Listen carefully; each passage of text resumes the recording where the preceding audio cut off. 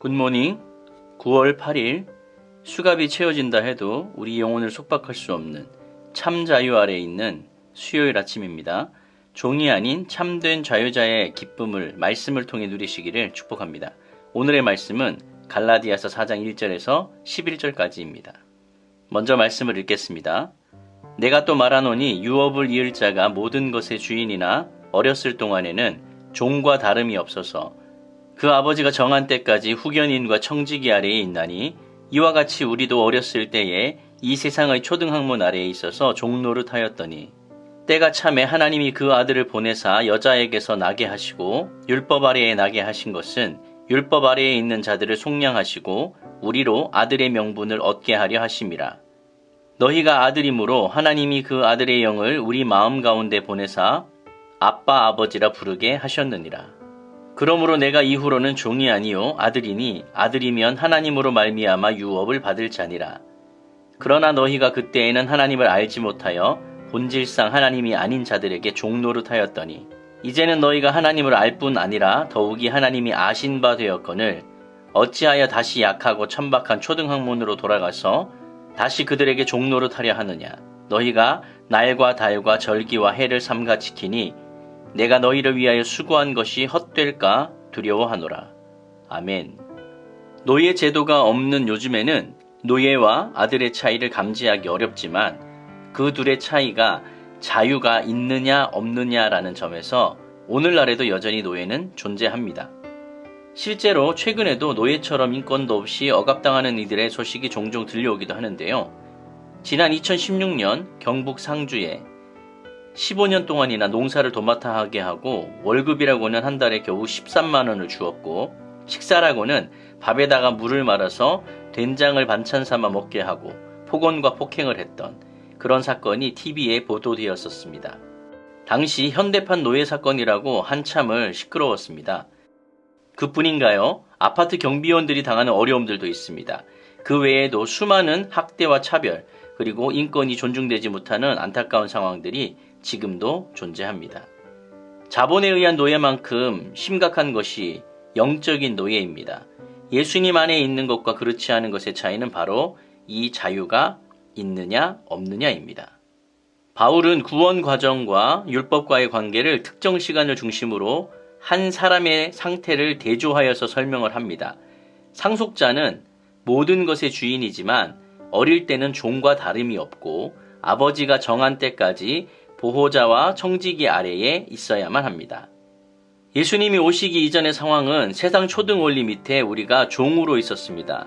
우리가 믿음의 초보일 때 율법이라는 초등교사 아래에서 엄하게 훈련을 받습니다. 그러나 때가 되면 율법 아래에 있던 우리를 속량하셔서 진정한 하나님의 아들이 되게 하십니다. 흔히 안고 없는 찐빵이라는 말을 하죠. 무언가 가장 소중하고 중요한 요소가 없거나 빠졌을 때 하는 말입니다. 그리스도 없는 그리스도인이라고나 할까요? 그리스도가 없으면 누구든지 노예가 되는 것입니다. 그것은 율법이 있는 유대인이나 율법이 없는 이방인이나 마찬가지입니다. 진정한 자유, 진정한 생명은 율법이 주는 것이 아니라 예수님이 주시기 때문에 그렇습니다. 자력으로 얻어내는 것이 아니라 하나님의 은혜로 받습니다. 그래서 그리스도 없는 율법은 노예를 만들고 맙니다. 코카콜라 선전을 혹시 알고 계시는지 모르겠습니다. 한 남성이 가게 안으로 들어와서 직원에게 말을 하죠. Can I have a Coca-Cola please? 코카콜라 주세요. 그러자 직원이 물어봅니다. With sugar or without sugar? 기본 콜라를 드릴까요? 아니면 설탕이 안 들어간 제로 콜라를 드릴까요? 그러자 남성이 대답을 합니다. Either. 상관없어요. 코카콜라면 다 좋아요. 아무거나 주세요. 우리의 신앙생활 가운데도 때로는 이 광고처럼 그리스도가 있든지 없든지 상관없어요. 난 그냥 교회만 다니면 돼요. 이런 모습으로 살아갈 때가 있지는 않습니까?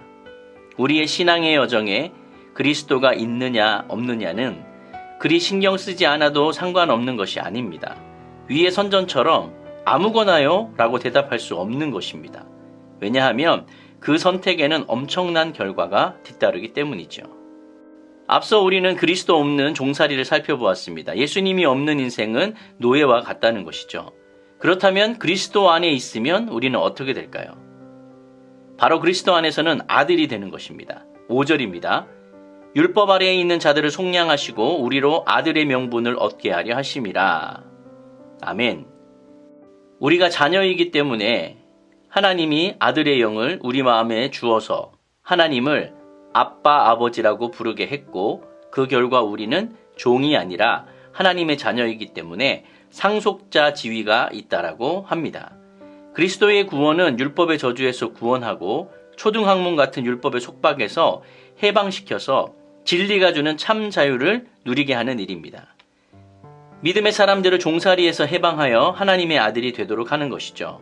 자력으로 살지 않고 성령의 능력으로 사는 존재가 되게 하는 것입니다. 그리스도가 우리 안에 있을 때 우리는 아들이 되는 것입니다. 반대로 그리스도가 없을 때는 노예가 되는 것이죠. 바울은 온갖 곳을 다니면서 주의 복음을 전파를 했고 곳곳마다 교회를 세우고 신앙 공동체를 세웠습니다. 그렇게 세워진 교회들이 믿음 아래에 잘 성장해야 하는데 유대 율법주의자들이 들어와서 다른 복음을 가르칩니다. 그래서 교회를 혼란스럽게 만들었습니다. 기껏 바른 복음을 가르쳐 놓았더니 이제 와서 할례를 받고 유대인화 되어서 유대인의 종교의식을 따르고 있는 것입니다. 이는 복음으로 하나님의 자녀를 만든 바울의 모든 수고를 헛된 것으로 돌리는 것과 마찬가지였습니다. 성도들이 율법의 행위로 돌아감으로써 천박한 초등학문을 숭배하는 삶으로 돌아간다면 그것은 하나님의 부르심을 저버리는 일이 되는 것이고 그리스도의 죽음을 헛되이 만드는 일입니다. 또한 진리를 따라 바르게 걷는 삶과 정반대의 길을 걷게 되는 일이 됩니다. 이는 출애굽의 은혜를 외면하고 다시 애굽으로 돌아가겠다고 아우성치던 광야의 이스라엘 백성들과 같은 일이며 황금 송아지를 만들어서 하나님으로 숭배하고 있었던 이들과 다름없는 그런 악행입니다. 바울의 수고를 헛되이 하는 것뿐 아니라 성령님을 가슴 아프게 하는 일이라는 것을 잊지 마시기 바랍니다. 말씀을 정리하겠습니다. 그리스도인들은 자유의 사람들입니다. 자유인의 삶은 노예의 삶으로부터 벗어나는 일이요 영원한 죽음의 종살이에서 해방되는 일입니다. 그것은 율법의 정죄에서 벗어나 이제 그 율법이 생명의 도를 알려주는 하나님의 말씀으로 듣게 해주는 일입니다.